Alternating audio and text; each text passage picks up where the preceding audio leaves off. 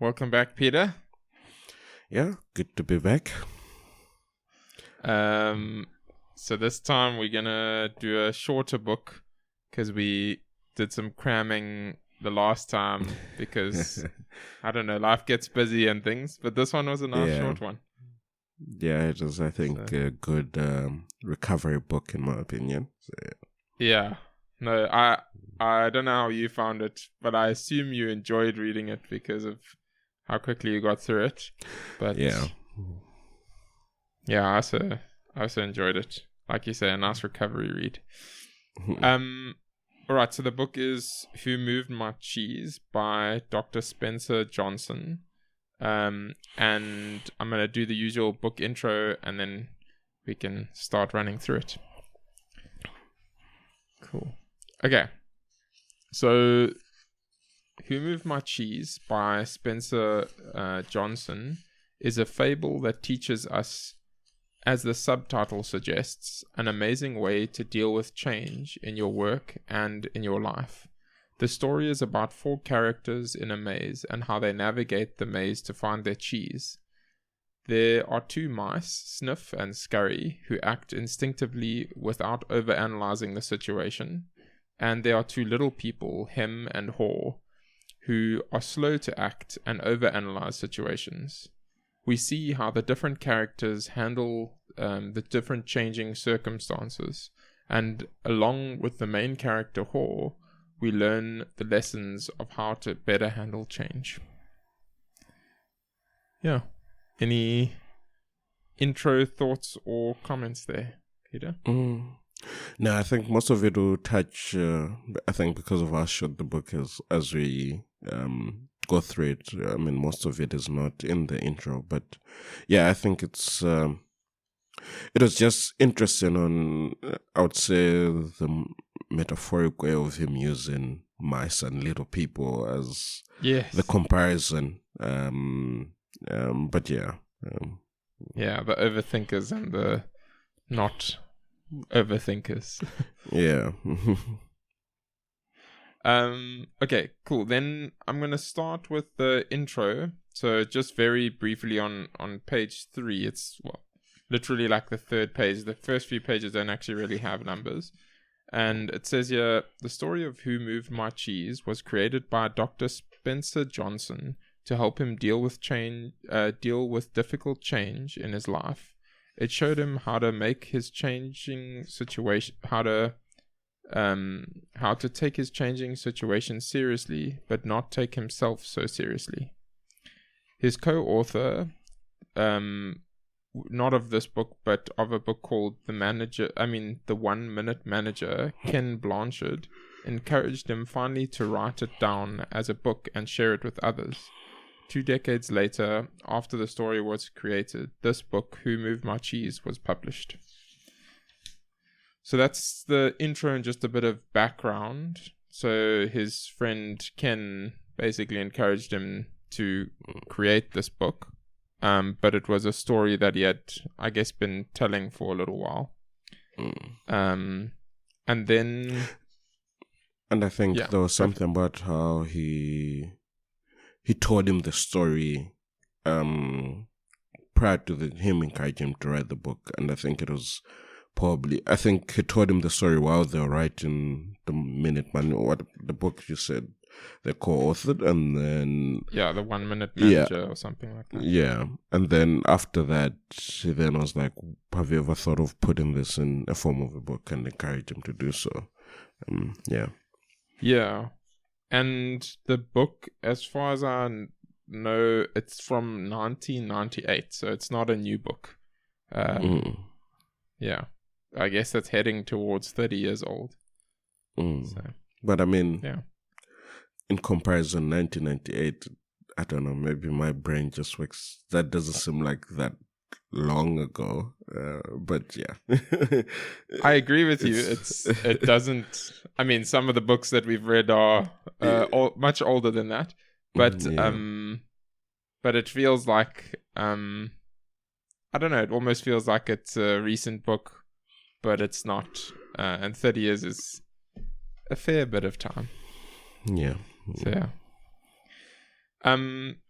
on page 9, he has a nice quote from a poem, and the poem is called "To a Mouse" by Robert Burns, and it says, "The best laid schemes of mice and men often go astray." I thought it was quite an apt little saying there.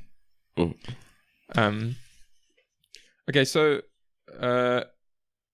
there's parts of All of Us, which is one of the chapters, but it's just a single page, and we can loop back around to it right at the end because it kind of is a summary of the different stuff. And then we can rather start with the story. The story behind the story, which is the initial chapter. So it's split into kind of 3 main sections. The first, I guess 4 sections, but it's first a story behind the story. So how did it come to be, which we kind of touched on already. Then the main first chapter is called The Gathering, where it's like a group of friends getting together, and then someone named Michael knows this story, and so he tells the "Who Moved My Cheese" story, which is the next chapter, and then lastly it ends with the discussion. So it's kind of like a group of people getting together, then they get told the story by one of their friends, and then they discuss the story later. But yeah, before we go into that, the story behind the story. So on page 14, he's got here, and I think that this is Kenneth writing this. So the author, Spencer Johnson, his friend Kenneth, gives the story behind the story. So then on page 14, he writes, "Each of us have our own idea of what cheese is, and we pursue it because we believe it will make us happy. If we get it, we often become attached to it, and if we lose it or it's taken away, it can be traumatic. The maze in the story represents where you spend your time looking for what you want. It can be the organization you work in, the community you live in, or the relationships that you have in your life." Then to page 16. Like every company, because like every company, what wants not only to survive in the future, but to stay competitive. The Ken Blanchard companies are constantly changing. They keep moving our cheese. While in the past we may have wanted loyal employees, today we need flexible people who are not possessive about the way things are done around here. And yet, as you know, living in constant white water with changes occurring all the time at work or in life can be stressful unless people have a way of looking at change that helps them understand it. Enter the cheese story. And then lastly on page 18. In any case, I hope each time you reread Who Moved My Cheese, you will find something new and useful in this brief story, as I do, and that it will help you deal with change and bring you success, whatever you decide success is for you.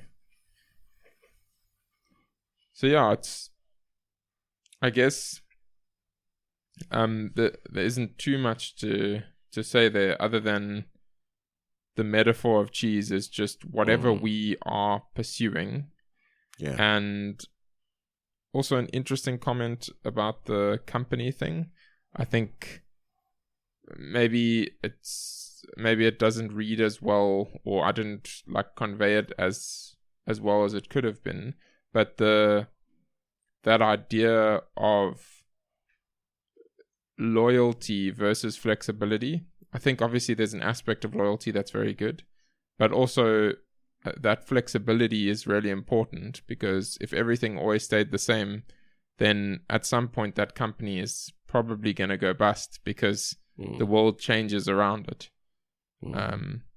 So yeah, early in their company they were like, well, we just want loyal employees, but then they realized that that's not actually what they want or what the company needs. I think just to add, they do speak about it on how loyal people are resistant to change, and like we've read in the intro about how the book is about how people deal with change, essentially. And I mean, that was quite interesting. I mean, it was better explained, or it was further explained, like what you're trying to portray here of how naturally you'd think someone that's loyal is a person because they are for the company. I think in often cases that's what's been ingrained in us. But the flip side is that if you're found in a tough situation, they only see that tough situation and be like, if change comes, what happens to me? But they don't realize that they are part of the change. The change can only happen because of them. And there were a few people in the discussion, which we'll probably get to, who explain that happening in their businesses or in their lives and companies that they're in.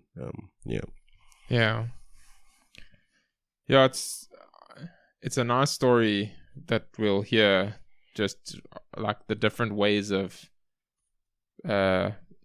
these creatures and little people, the mice and little people handling situations. And I think there's lots of good lessons to take away. All right. So going on to The Gathering, which is the first actual chapter of the book. I guess people know what I mean.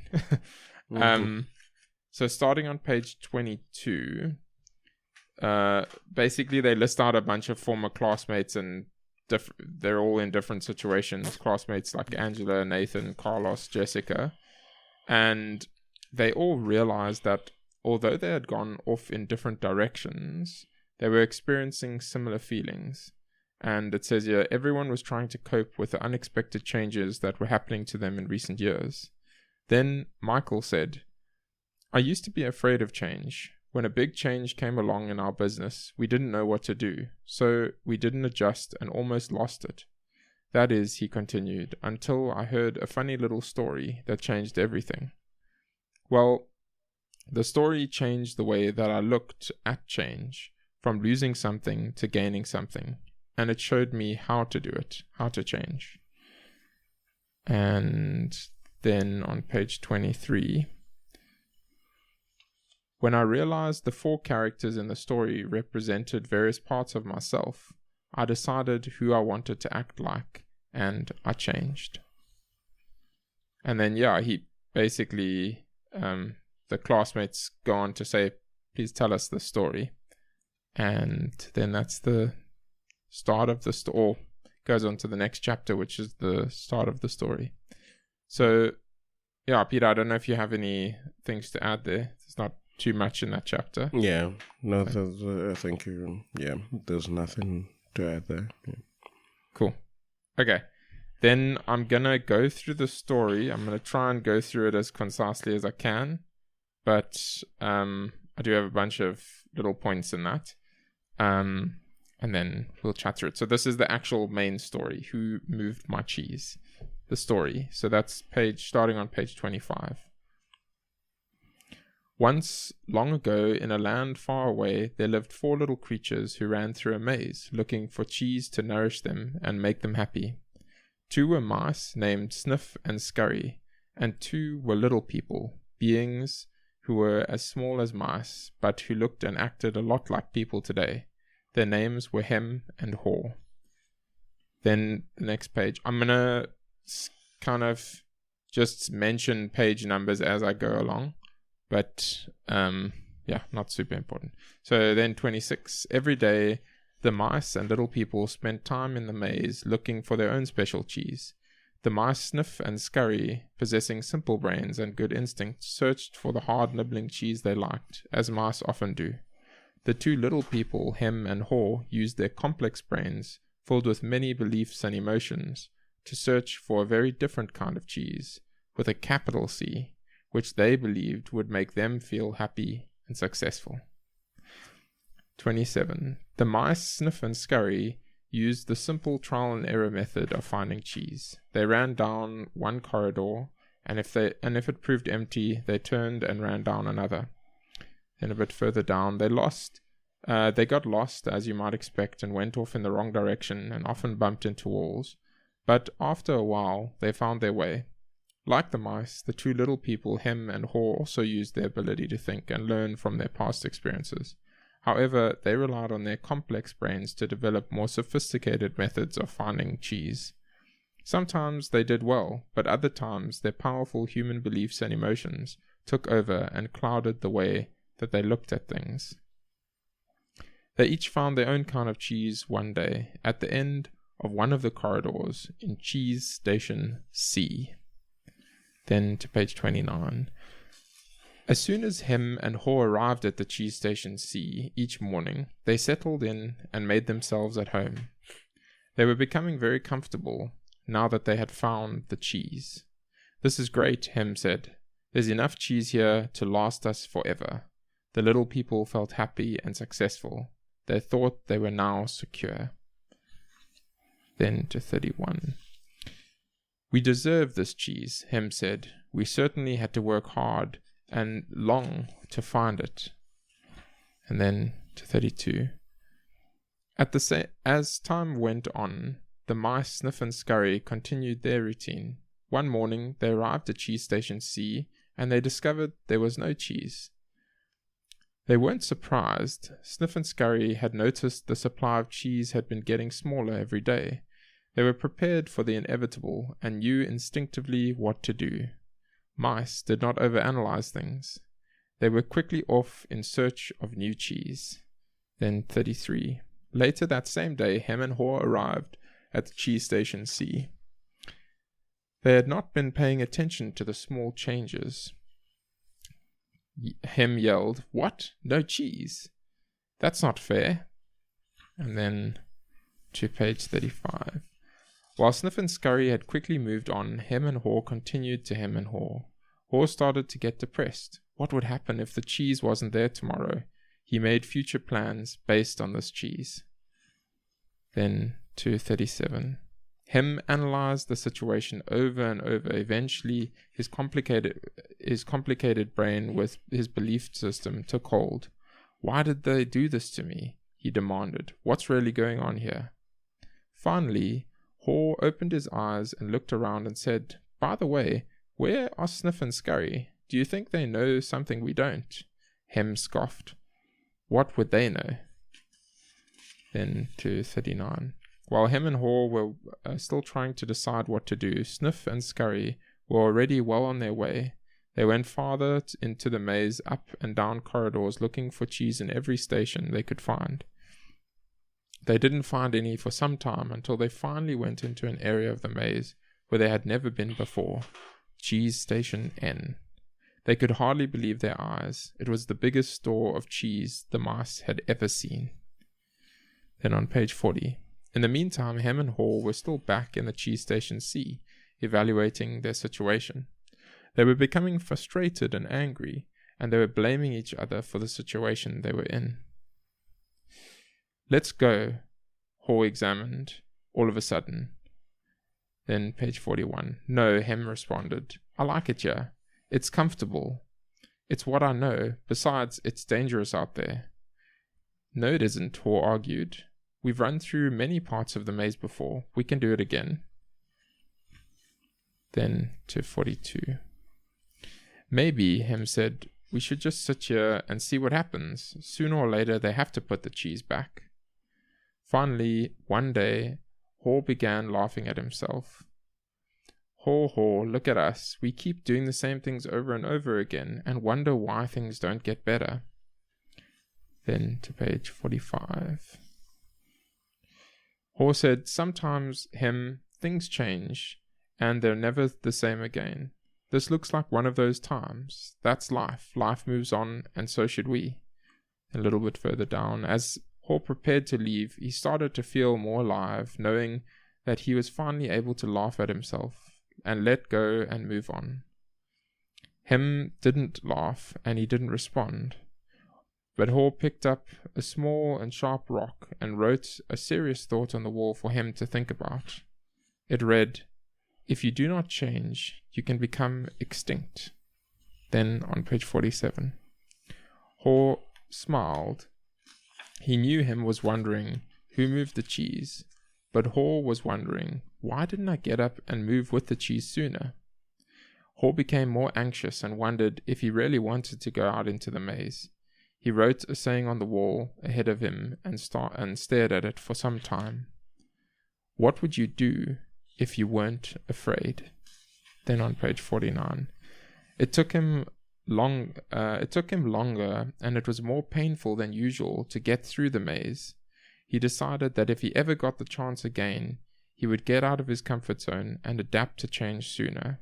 Then Hall smiled a weak smile as he thought, better late than never. Then to 51. Later, as Hall looked back at things, he realized that the cheese station C had not just disappeared overnight. The cheese at station C had not just disappeared overnight, as he once believed. The amount of cheese that had been there towards the end had been getting smaller, and what was left had grown old. It didn't taste good. He stopped for a rest and wrote on the wall of the maze, "Smell the cheese often, so you know when it's getting old." Then 53.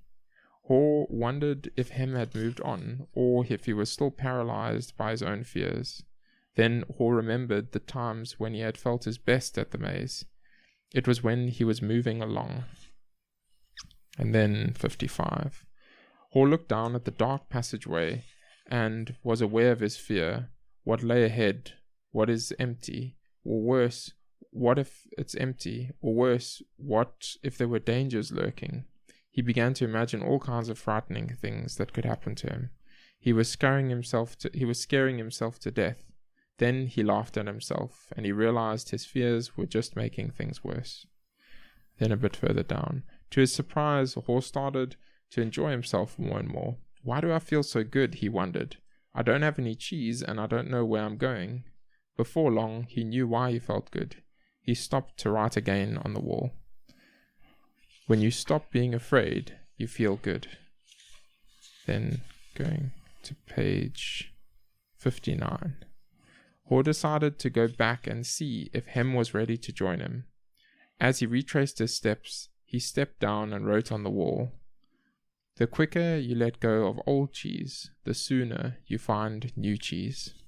Then 61. After a while, Hall made his way back to the cheese station C and found Hem, and he offered him bits of new cheese, but was turned down. Hem appreciated his friend's gesture, but said, "I don't think I would like the new cheese. It's not what I'm used to. I want my own cheese back, and I'm not going to change until I get what I want." Hall just shook his head in disappointment and reluctantly went back out on his own. Then a bit further down. Hall was happy when he wasn't being run by his fear. He liked what he was doing now. And then on 62, it's safer, this is Hall writing on the maze wall again. "It is safer to search in the maze than to remain in a cheeseless situation." Then 63. He used to believe that cheese should never be moved and that change wasn't right. Now he realized it was natural for change to continuously occur. Whether you expect it or not, change would surprise you only if you didn't expect it and weren't looking for it. He paused to write on the wall again. "Old beliefs do not lead you to new cheese." Then on 67. Hall was glad he had written on the wall in many places. He trusted that it would serve as a marked trail for him to follow through the maze if he ever chose to leave cheese station C. He wrote on the wall what he had been thinking about for some time. Noticing small changes early helps you adapt to bigger changes that are to come. Then on 69. When it seemed like he had been in the maze forever, his journey, or at least this part of his journey, ended quickly and happily. Hall proceeded along the corridor that was new to him, around a corner, and found the new cheese station N.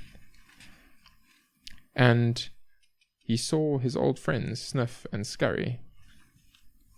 Then on 71. He knew he had learned something useful about moving on from his mice friends, Sniff and Scurry. They kept life simple. They didn't overanalyze or overcomplicate things. When the situation changed and the cheese had been moved, they changed and moved with the cheese. Hall also used his wonderful brain to do what little people do better than mice. He reflected on his mistakes, and he reflected on the mistakes he made in the past and used them to plan for his future. Then on 72, perhaps most importantly, he realized that there is always new cheese out there, whether you recognize it at the time or not, and that you are rewarded with it when you go past your fear and enjoy the adventure. Then on page 75, Hall realized how far he had come since he had been with him in Cheese Station C, but knew it would be easy for him to slip back into it if he got too comfortable. So each day he inspected Cheese Station N to see what the condition of his cheese was. He was going to do whatever he could to avoid being surprised by unexpected change. While Hall still had a great supply of cheese, he went out often into the maze and explored new areas to stay in touch with what was happening around him. He knew it was safer to be aware of his real choices than to isolate himself to a comfort zone. The end. Or is it a new beginning? Yeah. What are your thoughts, Peter, on the cheese story? It was the longest read I'd probably ever done. Yeah. And well done. Yeah, it's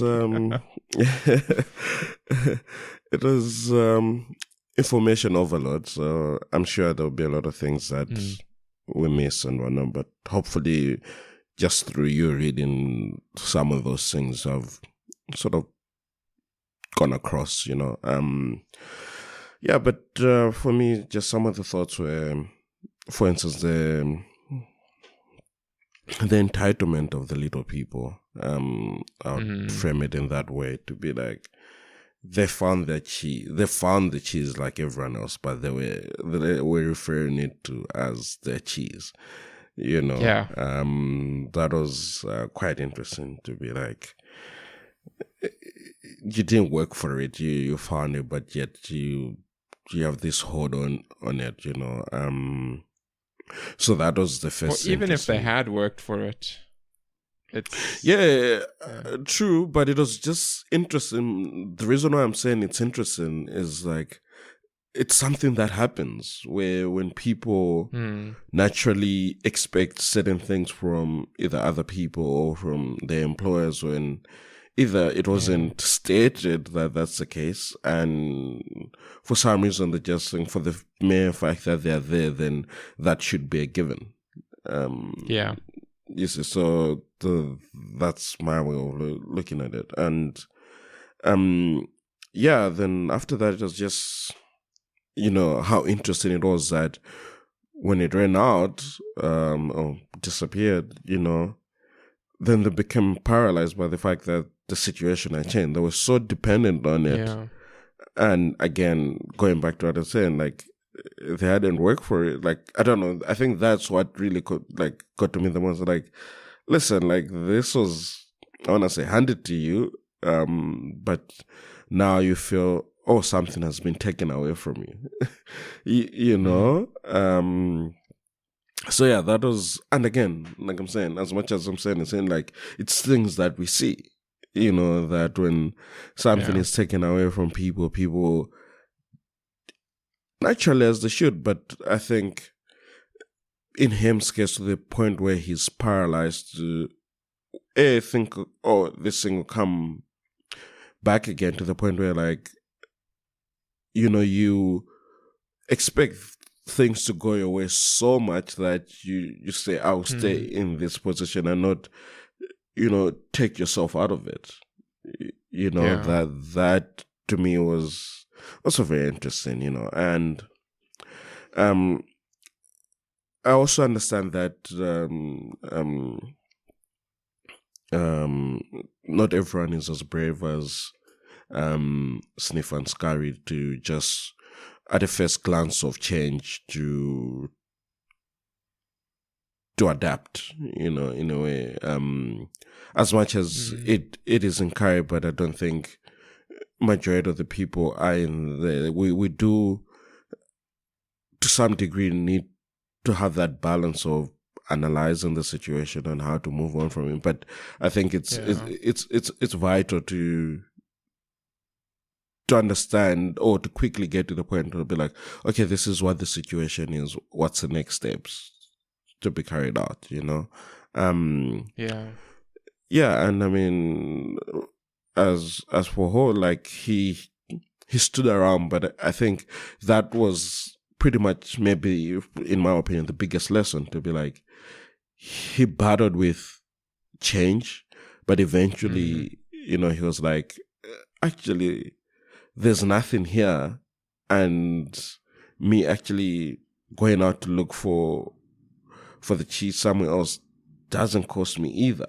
It's either I'll find what I'm looking for, but at least I know I tried, or just sit here and expect something to change when it actually won't. So I think, to me, that was the biggest lesson, to be like, yeah, we need to get to that point where we embrace the change and act on it. And he even further on said, to be like, he found himself the happiest while looking, even happier than when he found the next store, because then he decided, like, what actually excited me is exploring. And even at the next one, when the store was still as big as it could be, he went around to explore,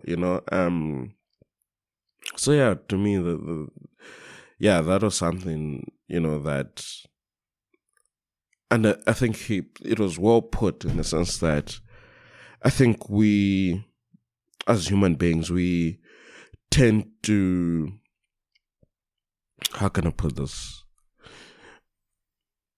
I want to say misidentify where, I don't want to say purpose, but what we draw happiness from. It's not usually from the result, but rather the process of getting there. I think that's where the fulfillment sort of comes from. But I think so often we're blinded by results, or we result driven, that we look at the end goal. And I even remember, I forgot who the lady was at Propeller. She would always say, like, the biggest mistake is working towards an end goal. You have to actually look past it, because when you get to the end point, it's like, okay, I've got here, then what next? Because it's as if it's that you've gotten the cheese and all you saw was the cheese. But when the cheese is there, it's like, it's there, yes, but the thrill of getting there isn't there. So you have to actually look towards, to be like, okay, once we achieve this, what will actually take us further from this point, so look past the goal. But yeah, I mean, all these things are like easier said but done. But I think for myself, it's like understanding that, like personally, I would say, like, I remember telling one of my friends, saying, like, I personally feel like I haven't achieved something in a long time. Yes, I'm going through life, like every day after work, whatnot, but it doesn't feel like when I work towards my degrees, work towards getting a new job or getting a job. Like, now it's like I'm in this, now I'm in station C, probably the cheese is dwindling, I don't know it yet.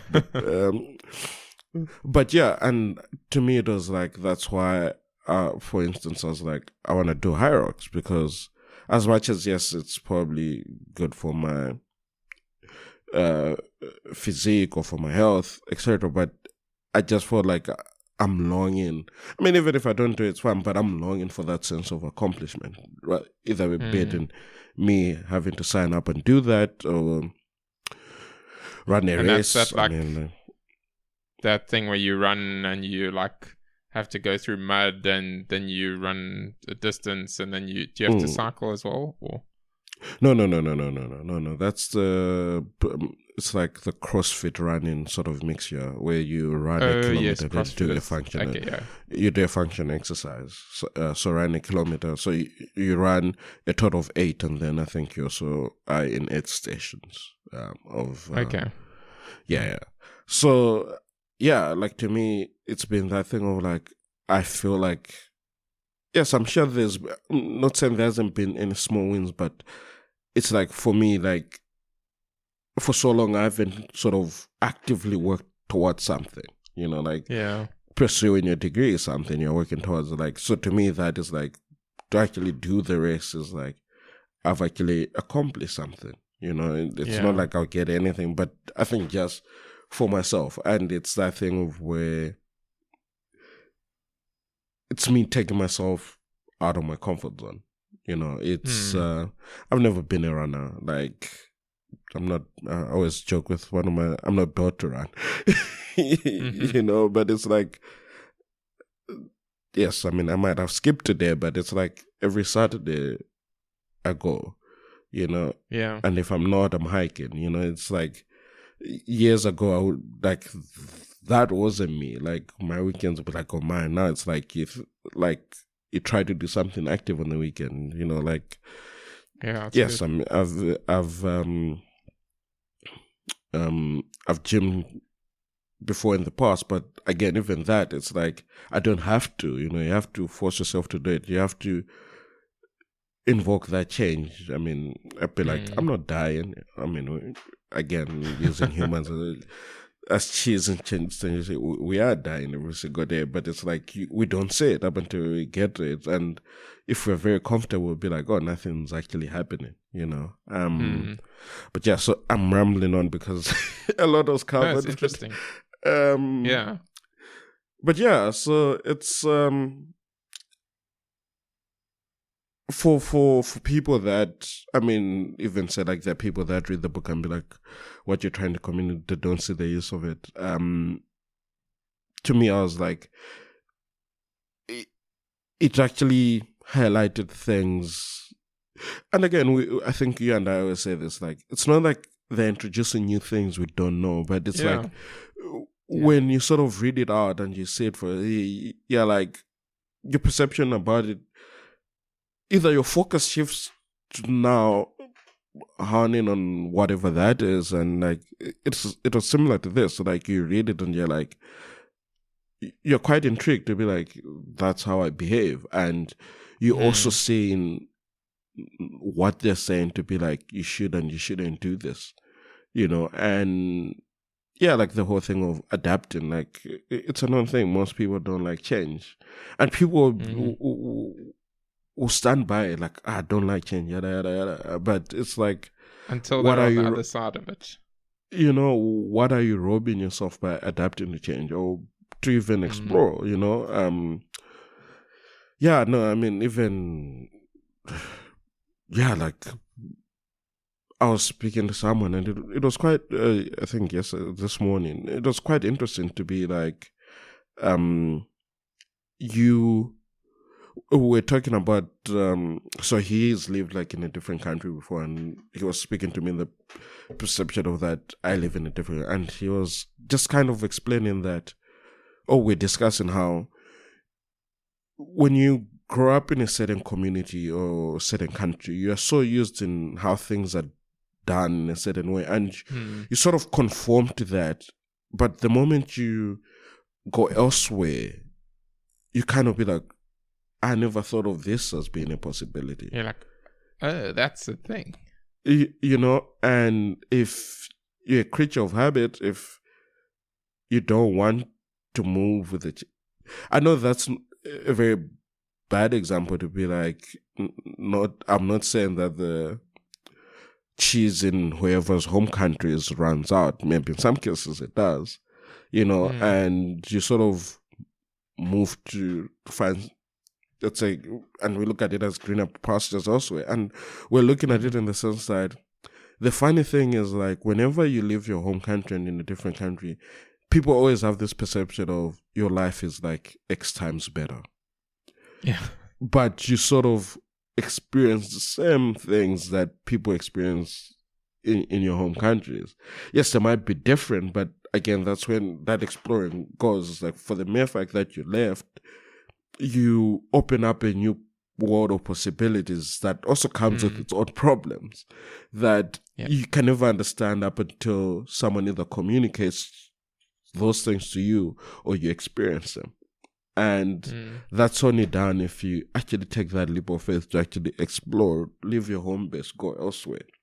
You know, that to me is also a similar thing to Who Moved My Cheese. It's like, you get to the point where, like, okay, I think my cheese has run out here. I need to go look for it elsewhere, you know? And yes, you go find it, but you realize that, yes, you might have found cheese elsewhere, but it comes with its own things as well, you know? But in so doing, it molds you. You are much different than those people that have stayed. Not always better, molds you into something better, but you'd like to think you are better, but we are humans, you know, overanalyze things, we fall into bad habits. Still change, but it doesn't mean that change that is better, you know. But yeah, I'm going on and on. I don't know if you have anything to add. No, well, I do, yeah.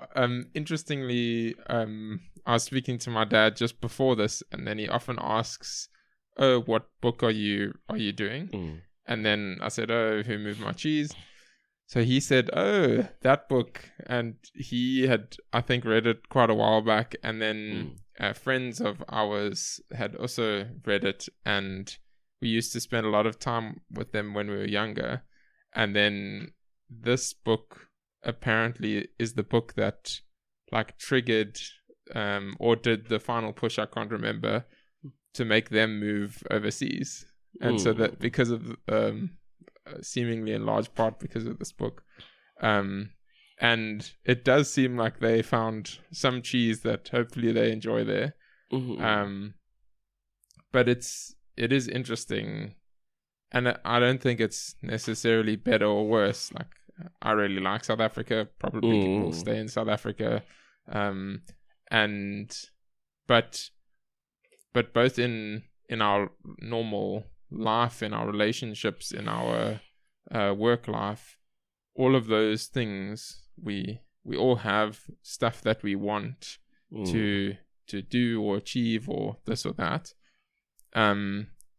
but yet we end up getting in our comfort zone, and we end up, like you said, staying like ham, and we don't, for whatever reason, we find it hard to change, and the longer we stay in that mode, the longer it takes us. We saw Hall ended up, when he ended up is eventually being like, okay, I'm going to go for it.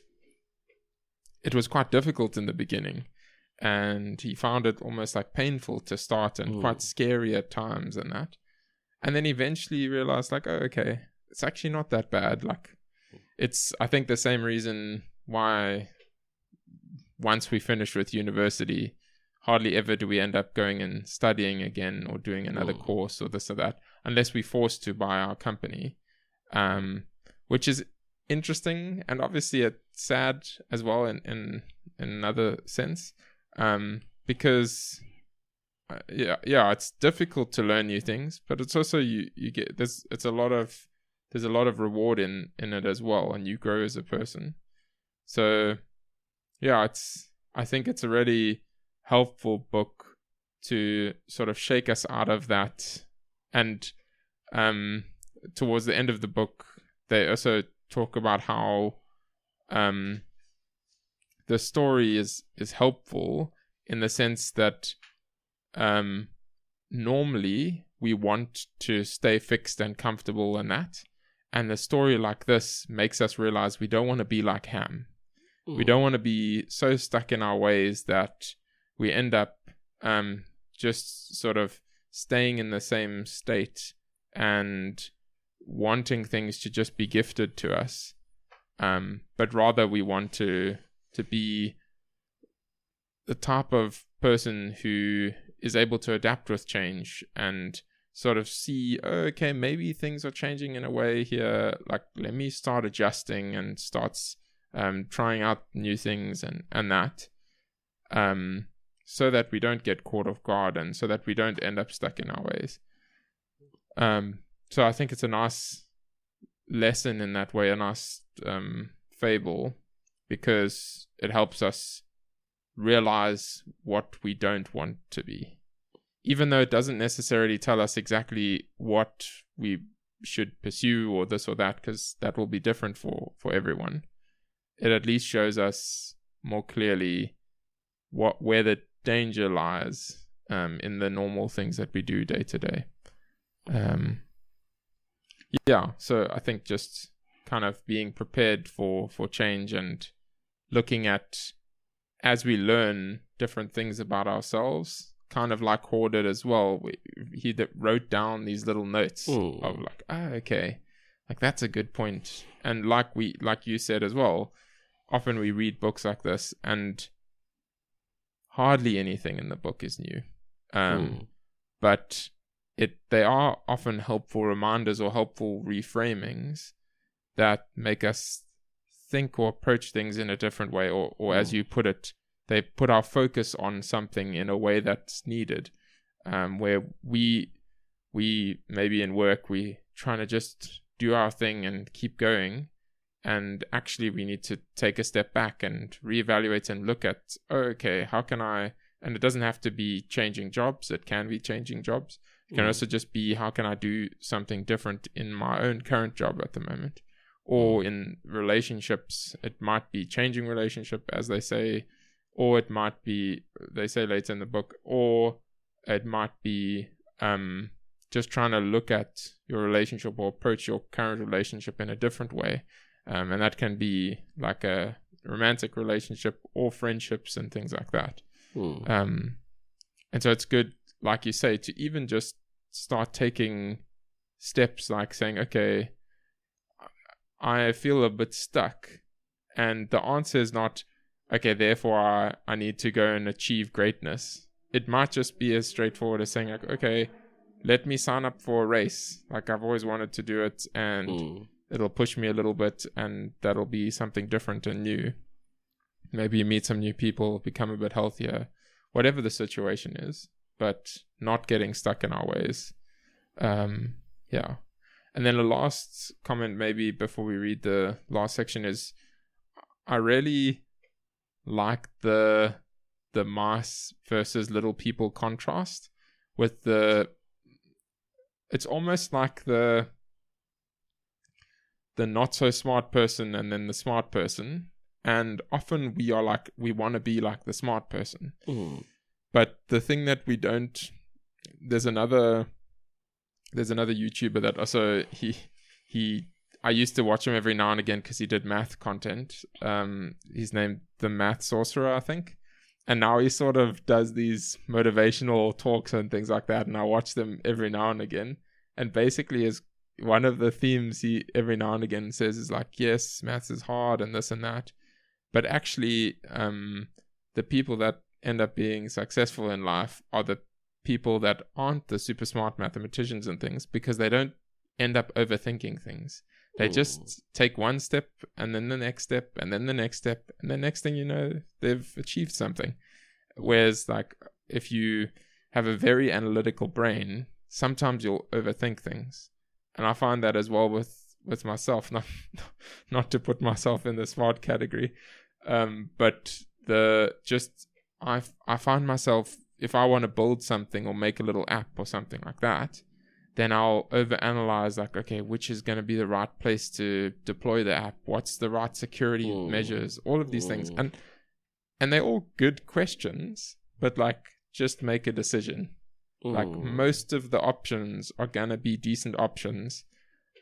I have enough knowledge to make those decisions by this point in life. The overanalyzing is going to hinder more than help me.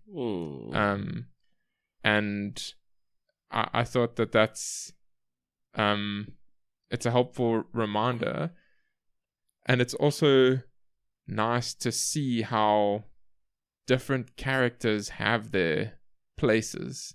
If you only ever had the characters that don't think through anything and they just plow ahead, it is probably going to end up being dangerous at some point. But if you only have characters that overanalyze everything and then you're not going to move anywhere. Yeah. I mean, even to that, like, just your last bit, I mean, as you said, we so focus on, like, you want this grand ideas of a smart way of solving things. But in the end, there's always that acronym where it's like, KISS, keep it simple, stupid. You know, it's like, that's the basic when it comes to solving a problem or, you know, trying to figure out a solution about something. Keep it simple, stupid, you know. But yet naturally you want, you know, we overcomplicate things, you know, over-engineer things, yet then you introduce problems by over-engineering things when the most simplest way of doing it, just because it's simple doesn't mean it's not the right way or the best way to do something, you know. Yeah. I don't know how many of my own and just also globally ideas have died on that hill of making things infinitely scalable and support 1 billion users and this and that. And it's just like, no, just make the thing support you and your friends and then worry about the rest later. Yeah. But yeah, we end up always, No, I was just gonna say there was that one book we read about them realizing like they just need to focus on the users that use it, you know, instead of mass producing it for everyone. But yeah. And when you mass produce things, then it ends up, I'm sure I've mentioned this kind of idea before, but again, another YouTube video planted the seed of when you create something for everyone, you end up having to smooth off edges and this and that and sort of get it into the shape that kind of suits everyone.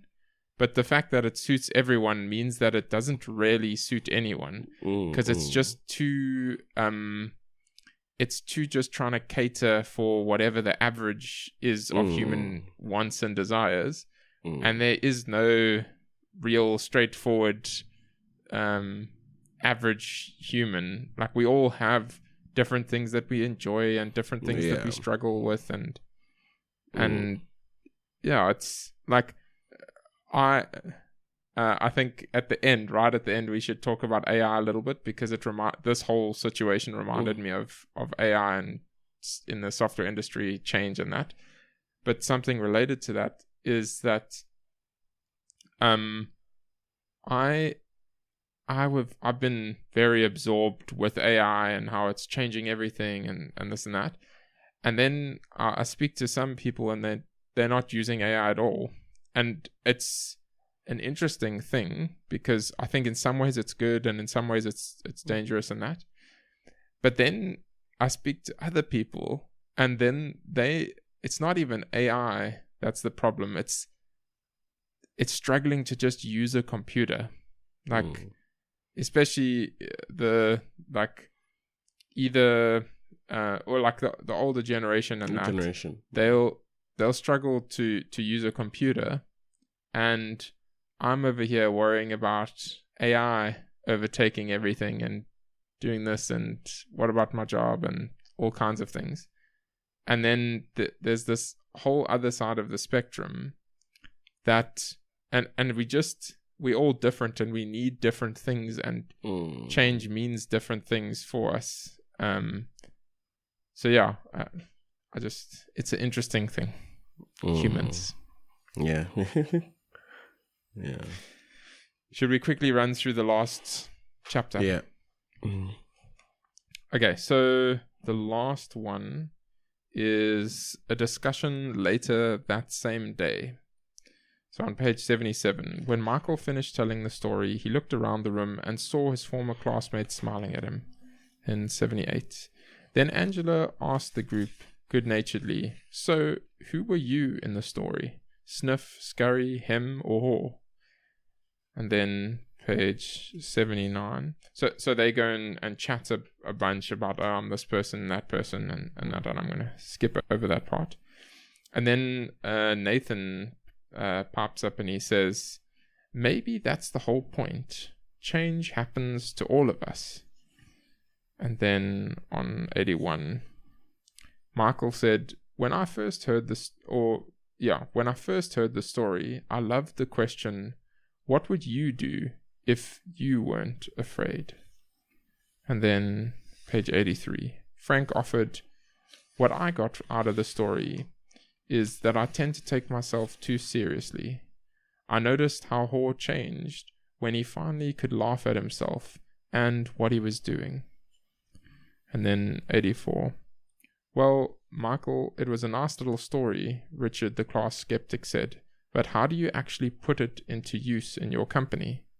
Michael replied, I thought my job was just to manage the daily problems as they came up, when what I should have been doing was looking ahead and paying attention to where we were going.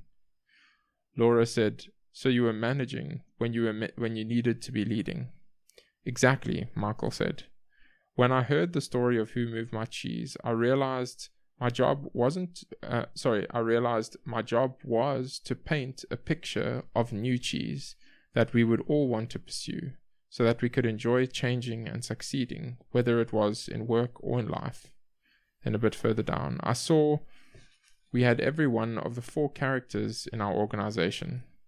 Our sniffs could sniff out changes. Our scurries liked to get things done. Then 86. Unfortunately, the hems were the anchors that slowed us down. But some of our hems changed. What happened, or what did you do with the hems who didn't change? Frank wanted to know. Well, we had to let them go, Michael said sadly. We wanted to keep all of our employees, but we knew if our business didn't change quickly enough, we would all be in trouble. Then the good news is that the Haws who were initially hesitant, they became open-minded enough to learn something new and act differently and adapt in time to help us succeed. They came to expect change and actively look for it. Because they understood human nature, they helped us paint a realistic vision of a new cheese that made good sense practically to everyone. And then page 90. Frank then commented, I think I'm going to be more like Hall and move with the cheese and enjoy it. And I'm going to pass this story along to my friends who were worried about what change might mean to them. It could lead to some interesting discussions. Michael said, well, that's how we improved our business. We had several discussions about what we got from the cheese story and how we could apply it to our situation. Then 92. Michael said, instead of complaining about the changes that were happening, people now said, they just moved our cheese. Let's look for new cheese. And that is it. Yeah. Any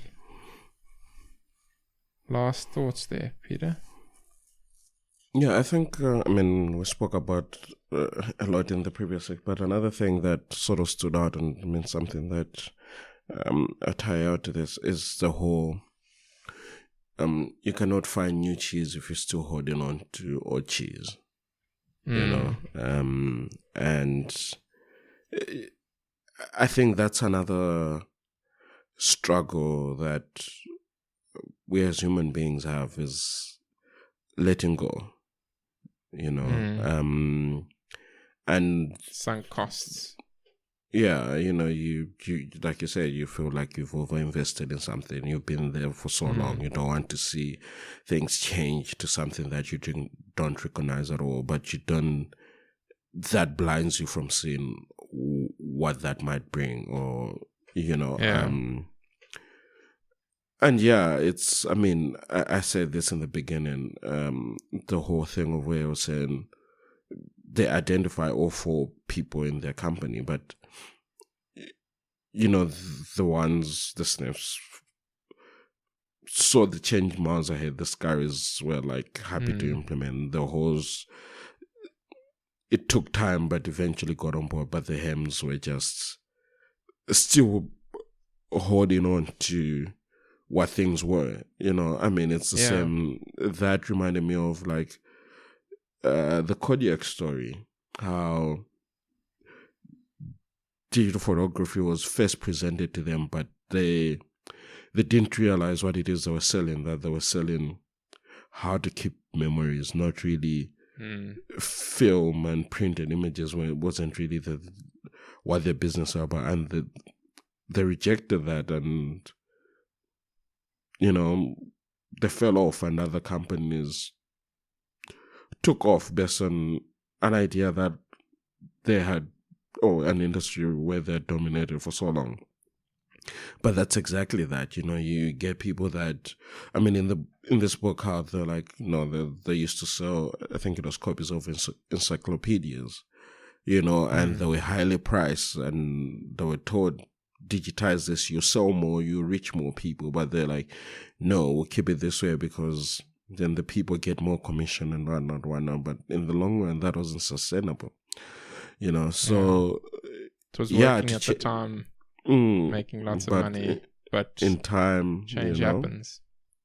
Exactly. So, in closing, I just that is, and even for me, and again, even reflecting on it, I think it covers all aspects of life, even like relationships. You have to know where your time's up. Be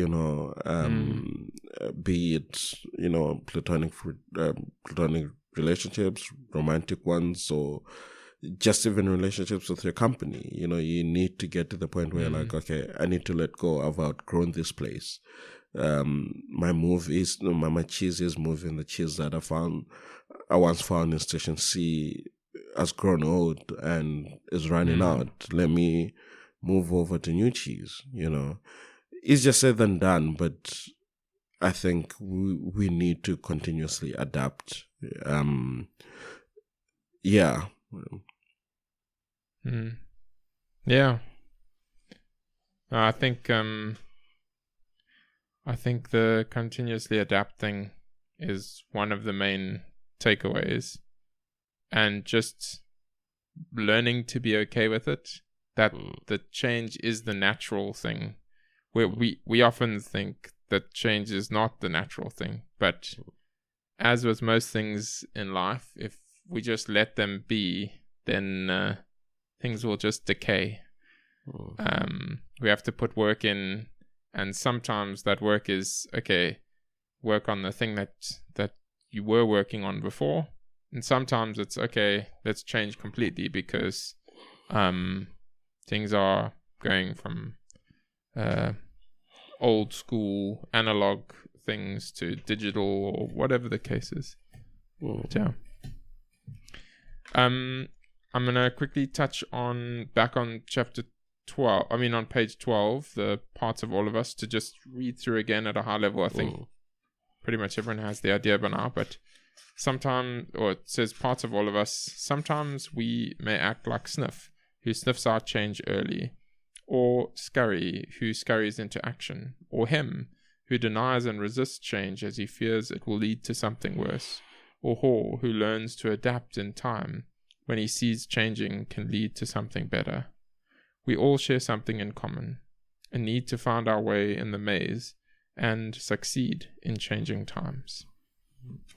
And then over time, Haw was writing on the wall, and his main takeaways or summary of that is that change happens. We need to anticipate it. We need to monitor for it. And when it happens, we need to be willing to let go of the old and adapt quickly. And finally, we need to learn to enjoy change, not just sort of be like, okay, I guess it's happening again. But change brings about new things, new cheese. And so, yeah. But before you go, as a sign of the times, Peter, we have to talk about AI. Yeah. What are your thoughts? Does this not ring a bell to you with AI and it does, our and, industry? It does, and interested up. I think you captured me as being in that weird category of it's there, but I haven't gotten to the point where I use it extensively enough. Okay. not that I don't use it. I do use it, of course, but I don't think I haven't taken the time to see all that it can do for me, like especially on the work aspect, And I remember when our initial company policies came out, and also I think it also because of the data that we sort of deal with kind of also makes that a little harder for us to just willy-nilly use AI. But I mean, like some of the ways that I use it is just like optimizing stuff. So not writing solutions from scratch, because I hear a lot of people are doing that with a higher percentage of their code coming from AI than what they input themselves. So for me, it's usually like optimizing code that I've written, or usually it's probably, I would say, replaced what was that? Stack Overflow, and looking up errors and stuff. So that's also a big part on how I use it. But I know I could use it more and use it to improve my efficiency or the amount of work that I pump out. But as it stands, like I said, based on the level of data that we deal with as well, like I haven't been using much in that regard. But I think I always sing this song, but I think I need to maybe spend more time in my free, because it's been a while where I do little projects of my own, and experiment with stuff. I think if I were to do that, I think maybe I'll explore it more, and actually maybe from there, like, find out better ways in which I can incorporate it at work and stuff. But yes, that's kind of where I am. So it's not like I don't use it, but I don't think I'm maximizing what I can get from it. Yeah. I mean, I'd say go for it in terms of the projects on your own.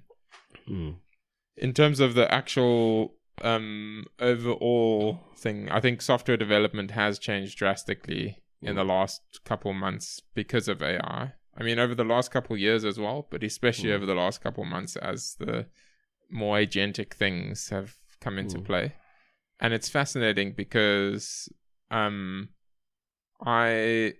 would have never thought that this like almost problem solving and things would be able to be solved by computers first, almost like before or alongside the whole creative thing, because it's like humans, the creativity side and the intellectual side, those are like things that we pride ourselves on, and be like, this is our special thing that we've been granted.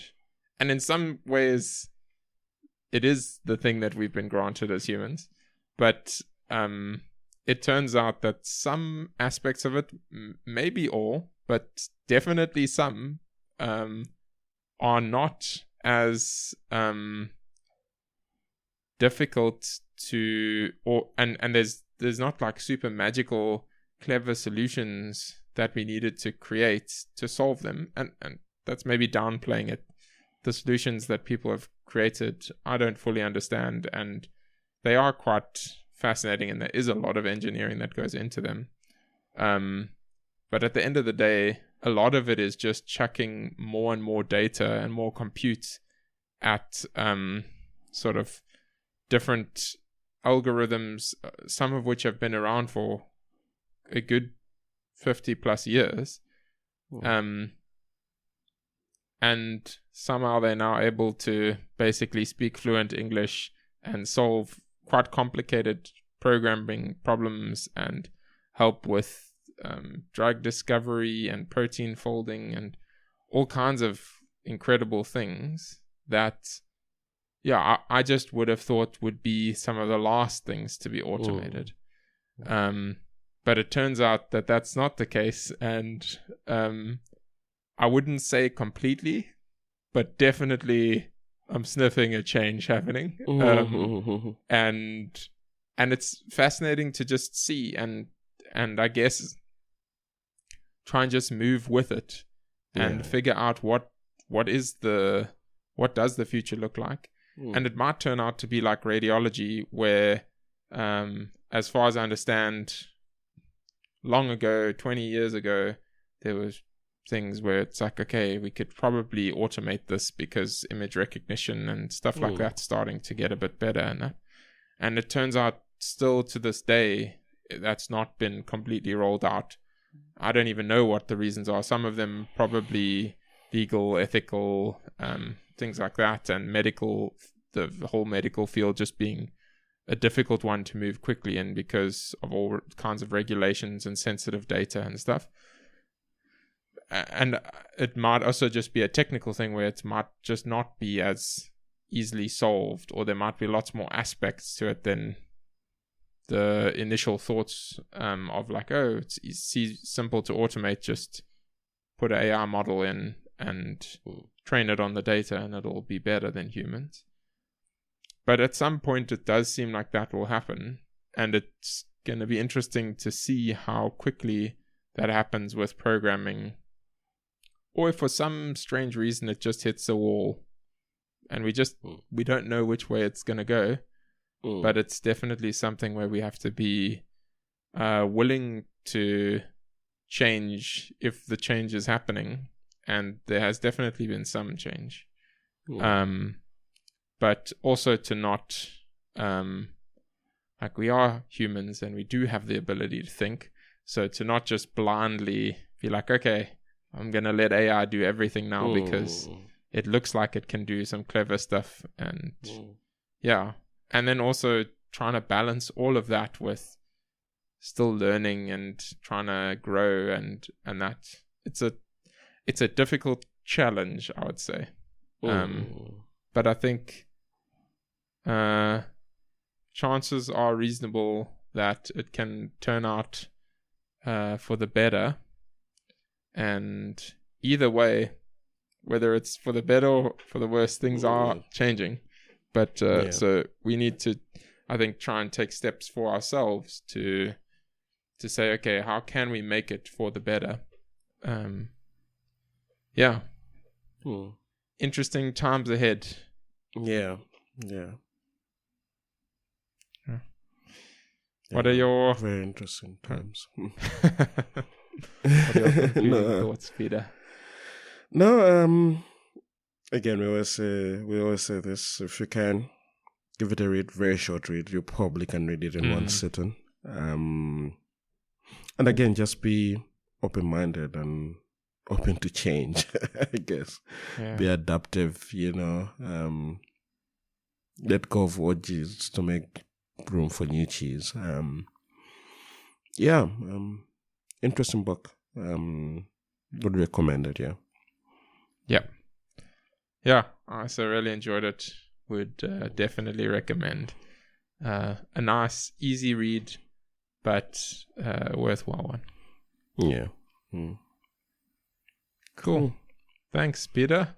Until next time. Cool. You know, next time's episode number 40. Oh, is it? Yeah. We've been at it for... Yeah, and I mean, 40 would mean what, we edging close to 4 years. Yeah. Like, I was like, 36 is 3. Hectic. Yeah, and sometimes in December we take little breaks. We'll take little breaks, so yeah. I assume at the end of this year is 4 years. When did we... I think so, because I mean, we used... It could be longer, because remember, initially we just used to read books. And we read one book a year. In that weird format of reading a chapter a week. No, we read 2. We read 2 or 3 books prior to that. And then when we were going, I think, for our 3rd or 4th book, that's when we had the idea of, let's actually start recording. And actually say we read it in a month and then try that. But it was a book I think we had started reading, and then we used that as to see if it would work or not. I think I'd like to say it was. I think it was Attached. Attached, yes. Attached was. Yeah. Interesting. Now here we are. Like I've said before, I'm glad we're still going. I don't surprisingly think I would so. Surprisingly so. I know there've been some tough ones. Some like like not just a book, but they also just come at a time when we're busy and just life is happening. Even like I know last month's one was rough, and I mean my I think that was also just. one of the most difficult ones, like from all the aspects, like just busyness, delayed the book reading, itself, the book itself. Like it was just, and it was not super long, but it wasn't short.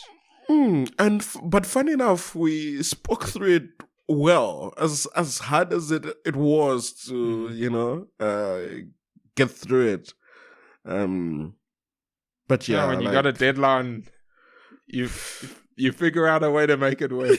And that it did. Self-imposed deadlines somehow still work, which is great. Yeah. So interesting. Interesting. Yeah. Cool. Well, until next time. But it was good. Episode number 39, and we'll see you in 40. All right. Cheers. Thanks, Peter. Cheers.